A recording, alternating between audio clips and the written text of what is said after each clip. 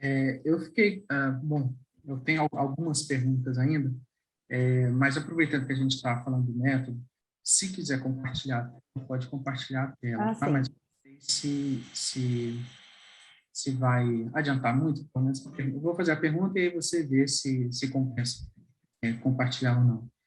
É referente ao método dessa pesquisa, né? Você mencionou agora a questão da amostra, mas como que geralmente é feito a coleta de dados ah, utilizando esses equipamentos, ou esses tipos de Uhum, equipamentos? Porque, assim, né, nessa pesquisa específica, eram com alunos, né, de graduação e de pós-graduação, enfim, com alunos, feito em laboratório, e aí, suponho eu, que é colocado o equipamento, né, o equipamento ali do eye tracking, junto a essas pessoas. E aí, a partir disso, que é testado algumas coisas, né? Então, queria que pelo menos você comentasse especificamente, né, pelo menos o eye tracker, que é o foco com esse artigo, e depois eu faço outra pergunta referente à publicação propriamente dita. Mas aproveitando a deixa aí do método. tá. Então, eu vou seguir sua sugestão e vou compartilhar aqui, olha,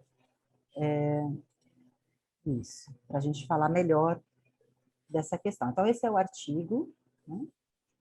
Eu vou aqui fazer um breve resumo. Então, o eye tracker, ele entra como uma peça-chave aqui para a gente conseguir verificar essas hipóteses, né?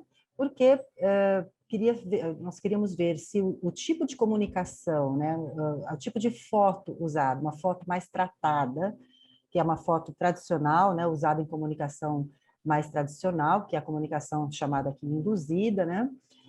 Se ela traria ou não uma atração maior visual, né, do que a chamada combinada, que é usando figuras retiradas aí, assim, tiradas por turistas e publicadas em sites como o TripAdvisor. Então, voltando naquela história da preparação, como deu trabalho fazer essas imagens, né?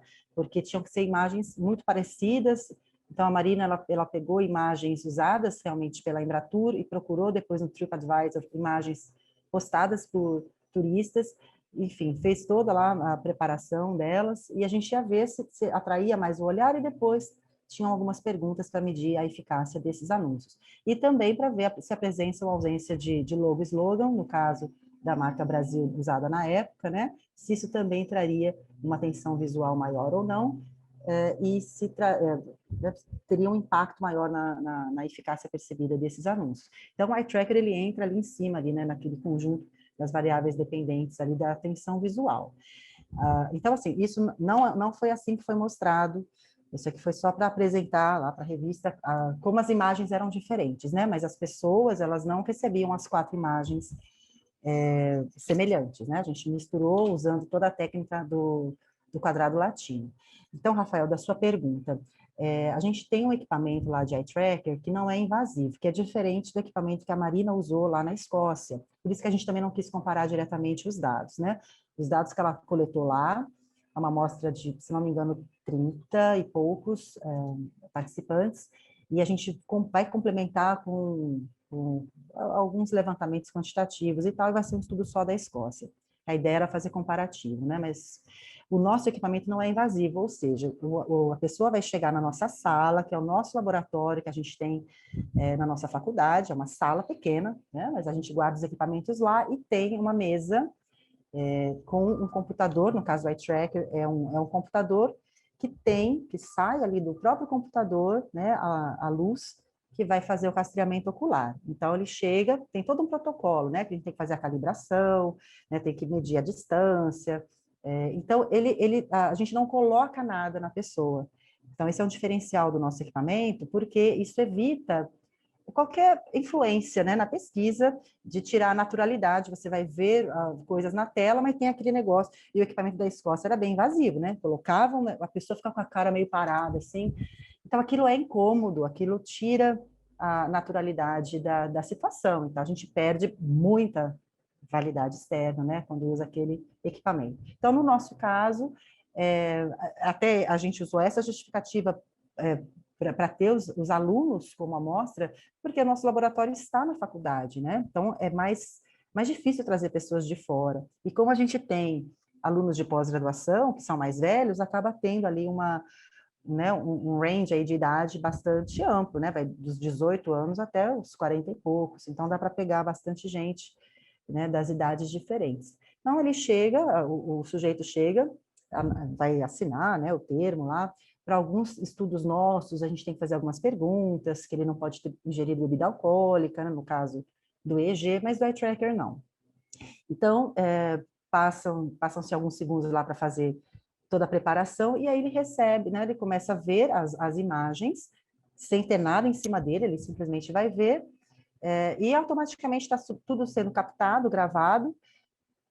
Neste caso específico, vamos supor, ele recebia uma imagem A, que seria esse tipo de tratamento, né? Então, é uma foto mais simples, tirada por turista, então, combinada a comunicação com logo e slogan. Então, passam alguns segundos lá, e o próprio... A foto do turista é esse que está no tratamento A e tratamento C.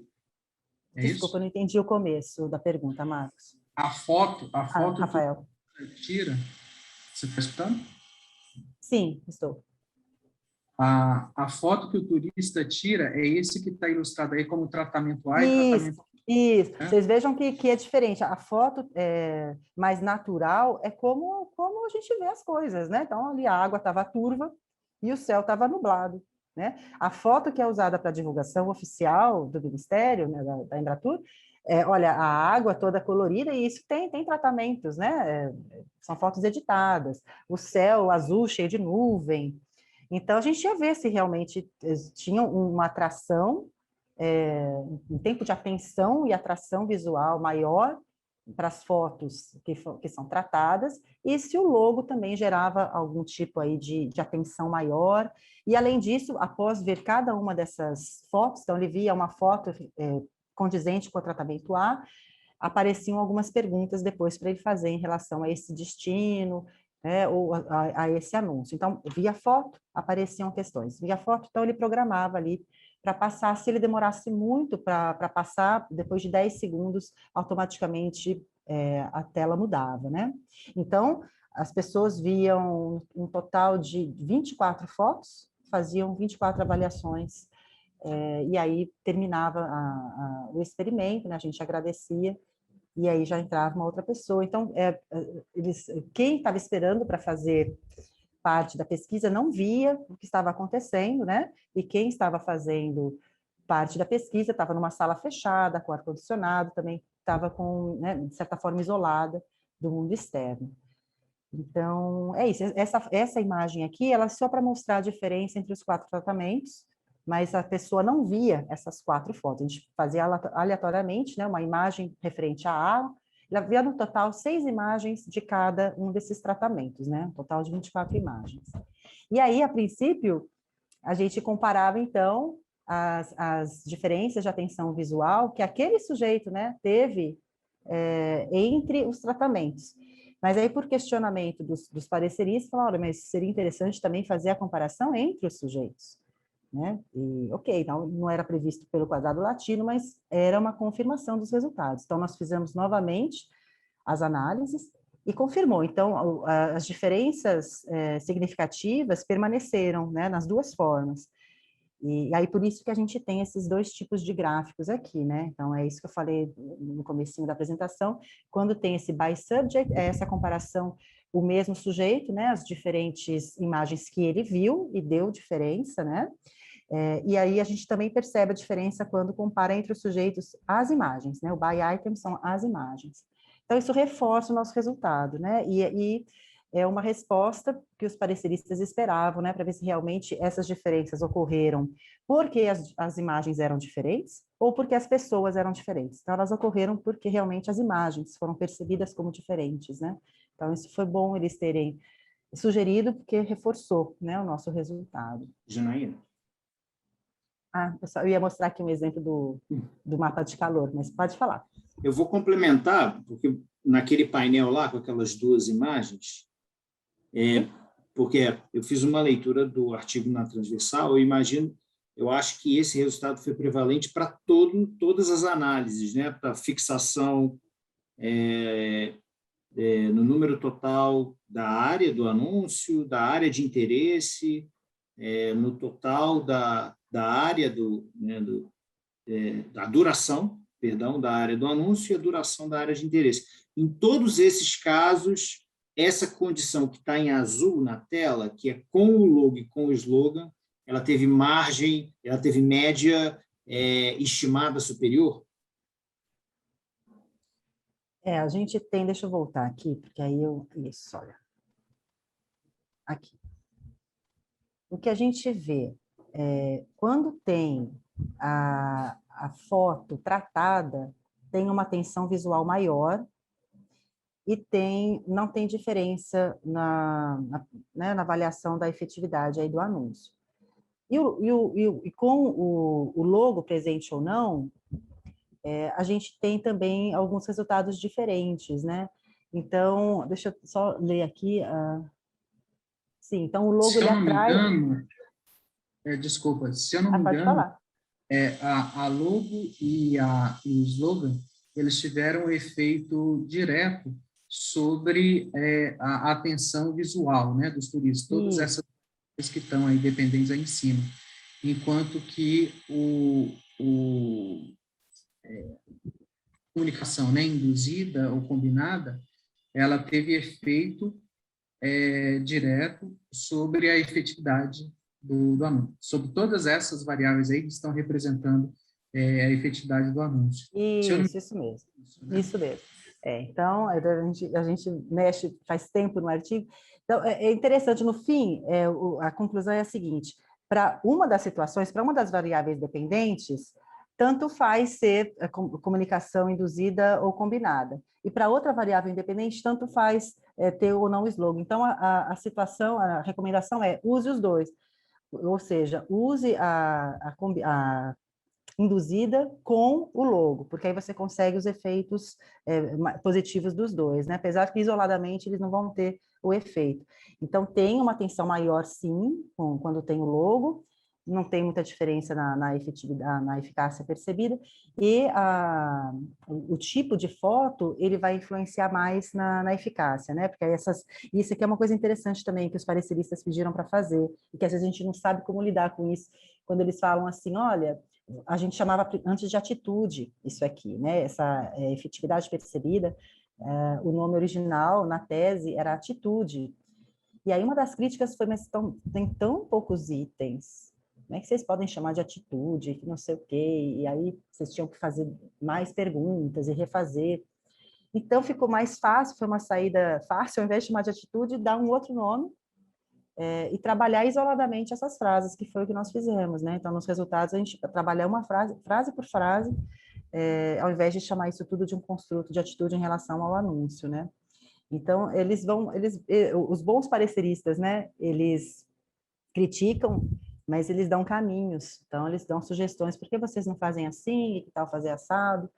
É muito bom quando a gente tem, né? E esses journals geralmente têm pareceres muito detalhados e às vezes educados, né? Às vezes não tanto, mas, enfim, ajudaram certamente, né, a aprimorar a qualidade do artigo. Eu queria mostrar aqui o mapa de calor, que isso aqui é o que gostam, né? Eles gostam de ver isso aí. Mas, na verdade, pediram para a gente reduzir, que nós fizemos um monte de mapas lá.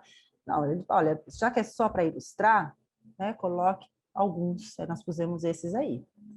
Da hora para realmente mostrar, lá no artigo tem, acho que tem mais, quanto mais vermelho estiver, mais tempo a pessoa ficou naquele ponto ali, né? Então, no artigo a gente vai mostrando os resultados, mostra os gráficos e depois mostra os mapas de calor, né, comprovando aí as nossas hipóteses, algumas não foram confirmadas, mas essa é a conclusão final, né? Então, o ideal é usar esse tratamento B ali, ó, lá em cima, é o ideal. Então, a foto ela tem que estar tratada e o logo presente, né? Essa é a combinação ideal. Aí. Se vocês quiserem perguntar mais alguma coisa sobre essas métricas que nós usamos. Bom, na verdade, eu queria voltar num ponto inicial sobre a publicação, propriamente dita. No início, você mencionou, no início da nossa entrevista, você mencionou que uma vez que vocês escreveram, né, ou pelo menos terminaram a primeira versão, talvez, né, da escrita para submissão do artigo, vocês submeteram para outro journal, não esse. Eu não sei se é correto. E aí, no que submeteram para esse outro journal, que talvez tinha, eu não sei ao certo, mas eu não sei, não me lembro o nome dele ao certo, mas talvez tenha ou não um fator de impacto maior. Como que foi esse processo? Vocês submeteram para esse e aí eles rejeitaram logo de cara ou não, ou enfim, em que fase que teve a suposta rejeição para que depois vocês tomassem uma decisão de mudar o journal e para esse, né? Esses journals de alto impacto, e esse também né, o Annals of Tourism Research é o segundo maior, é o Tourism Management, que é o que a gente mandou em primeiro lugar. Eles são muito concorridos, então eles têm um processo de desk review, né, que antes de ir para os pareceristas, o editor já dá uma olhada e fala, olha, encaixa ou não encaixa. Como ele tinha esse problema, né, que apareceu por um dos pareceristas, de não ter aquele embasamento forte, teórico, né, muito claro, tal, não que ele não tivesse, mas que isso não ficou claro, né, no trabalho, ele já foi descartado logo no início, lá no desk review mesmo. Então, vem aquelas cartas padrão lá do editor, né, que o artigo é interessante, mas que não está adequado para os padrões do journal.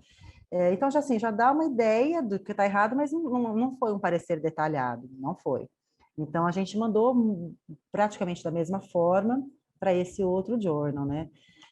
Então, quando a gente recebe essas rejeições logo de cara, né, nesses e-mails, né, que são padrão mesmo, fica muito assim, sem saber o que fazer, porque a gente vai mudar, vai tentar para um journal na mesma linha, vai abaixar um pouco, né, a expectativa, vou andar para um jornal menor, mas a gente resolveu tentar, continuar mirando nos altos, né, e aí veio esse parecer, eram 3 pareceristas, então a gente vê que talvez tenha tido alguma divergência ali, alguém, né, se você tem um aceita e um rejeita, e você manda para um terceiro, e assim, 2 fizeram bastante críticas e sugestões, e aí foi o momento que eu falei, agora você tem que, né, agarrar isso, monta aquela planilha lá e vamos pegar item por item aqui para melhorar. E os problemas que o primeiro journal tinha apontado, né, ficaram evidentes agora, porque era a questão da teoria que faltava, né, e a gente começou até a colocar outras teorias em outros journals da área de turismo, né, que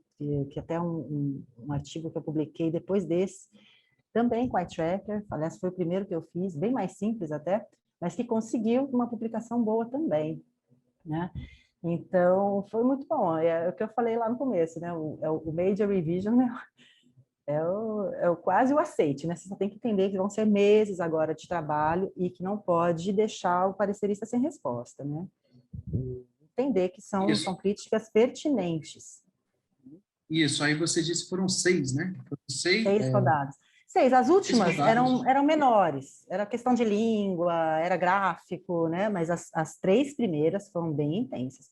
E a primeira, como veio com muitas solicitações de revisão, inclusive, né, pedindo para refazer coleta, não sei o quê, e a gente não refez a coleta, mas refez as análises. Então, foi um processo muito demorado, e assim, não sabíamos, né, se eles iam rejeitar, ou se iam dar mais alguma rodada, e aí vieram mais algumas rodadas, questão de língua, questão de introdução que não está tão amarrada, aí teve um que escreveu até assim, ó, o artigo parece, como é que é? A mystery novel, né? Então parece assim que, estou lendo ali né, um conto misterioso que eu não sei, porque ele não conseguia achar o problema da pesquisa ali, o problema do... o objetivo só vai aparecer lá na frente, nossa, é mesmo, né, que a gente vai cortando as coisas, ou acha que está claro e não está, então tem que pegar toda a sugestão para não dar uma brecha ali, né, falar, olha, se a gente cumpriu tudo, por que que o artigo foi rejeitado, né, então, Essa é a questão, não pode deixar sem resposta, mesmo quando não se faz o que ele pede, no caso das novas coletas, né, que ele pediu para refazer, tem que justificar por que não, né, porque não é possível fazer. Então, eu acho que a gente teve um trabalho muito grande, mas é muito recompensador, né? Agora, a questão da língua, eles percebem na hora, quando a gente não é nativo, né? Quando não escreve direto. E é um problema, a gente podia ter alguns alunos meus que até estão escrevendo, mas esses são raros, né? Que já escrevem as suas teses em inglês, né? Aqueles que fazem estágio fora do Brasil, aqueles que já moraram fora, né? A USP permite isso, então alguns já estão escrevendo direto em inglês, e aí é mais rápido, é mais fácil, né? É um processo melhor, a gente ganha algumas rodadas nisso. Um outro detalhe que você chamou a atenção agora, durante toda essa fase de submissão para esse journal, até passou por 6 revisões, até ser aceito definitivamente, demorou mais ou menos quanto tempo? Nesse caso. Olha, esse não foi o journal mais demorado, viu? Nós mandamos, se eu não me engano, no comecinho de 2020, não, 2020 não, então ela defendeu, eu acho que não demorou um ano, não chegou a um ano, desde a primeira submissão até a publicação, então é relativamente rápido, né? Pela quantidade de rodadas. Esses journals que são de fator de impacto muito alto, eles tendem a ser mais rápidos, né? Até na rejeição. Então, a gente gosta de mandar para eles, porque vem pareceres bons, rápidos, né? E a gente consegue rapidamente a publicação. Eu não gosto, não é uma prática que eu recomendo, que eu vejo alguns alunos fazendo isso, quando você tem uma recusa, ou quando você tem um parecer com muitas sugestões, alguns alunos desistem, né? Falam, não vai dar para fazer isso tudo, né? Nós vamos fazer isso aí para depois ele rejeitar, né? Uai, mas se não correr esse risco, nunca vai ter, né, uma publicação de impacto. Então, o Major Revision, ele é quase sim, a gente brinca, né, que o aluno fala que 5 é 10, né, porque para passar na USP é 5, 5 é 10, então Major Revision é quase um sim, é quase um aceite. Então, essa coisa de ficar mirando cada vez mais baixo, sem o esforço, né, não é adequado. Então, a gente tem sim que se debruçar e fazer o melhor que a gente puder sempre, né?